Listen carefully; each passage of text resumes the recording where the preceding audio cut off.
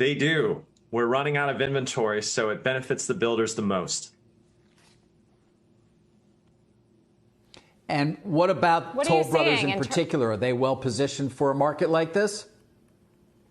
I think all the builders are doing extremely well. For a long time, they've been reticent about adding inventory because we haven't been sure how long demand will last. But now I think we're all really leaning into it. Every leading indicator is stronger than the lagging indicators. So it's a boom. Is it just a rural boom, Glenn? Just a suburban boom? Or is any of it trickling into the cities? It's stronger in the suburbs. It's stronger in the small cities, but it's still strong almost everywhere. People are leaving the cities for the suburbs, and it means that there's going to be more transactions across the board with stronger price increases in small towns and suburbs.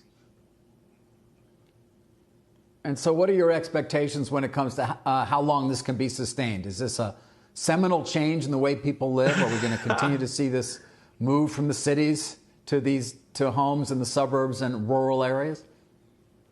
Well, it will last months. Maybe it'll last a year, but typically we regress to the mean. If you look at the number of homes that are sold in the United States, it never varies much between 5 and 7 million. And right now at an annualized rate, we're near the top of that range. And so I would expect at some point in 2021 or maybe 2022, things will settle back down. But right now, America's on the move. So what else are you seeing in terms of the hot housing market? Are you seeing things like bidding wars and flipping and other sort of signs of red hot markets? Yes, so 54% of our offers are facing competition, which is near an all-time high. About half the listings that go on the market sell within 2 weeks. The strongest markets are in the most affordable places. It is the century of Texas. It is taking over the U.S.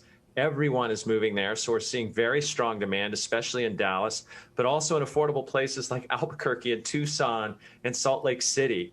People are leaving L.A., New York, San Francisco for these very affordable places, and so that's where the demand has been strongest, but it's actually pretty strong almost everywhere.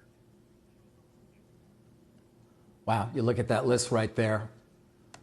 But the traffic's going to get worse in those places, and then people will say, hey, quality of life is not quite as good as it used to be here as well. But I guess that's a trend a long time in coming, right? Well, if people don't commute as much, maybe the traffic won't be as bad. I think one reason folks are willing to live further from the city center is because they don't even plan on driving to work. So maybe they'll just dial it in. What's happening in New York City, Glenn? And earlier we heard, yeah. People are willing to look 2 hours outside the city. So it used to be that you had to be right on one of the transit lines. 45-minute, maybe 75-minute commute was as far as people would go. Now we meet people in Connecticut, New Jersey, where they don't really care whether it's going to take 2.5 hours to get into the city because they're only planning on going once a week or maybe once a month. And what they're really focused on is square footage and schools. And so if you can deliver that extra room for the spouse to have a Zoom meeting and the kids to get online education and you have good schools, then people are going to pay. So we have seen in those outlying counties, homes that used to sell for $150,000 going for $300,000. That's where the price appreciation is really crazy.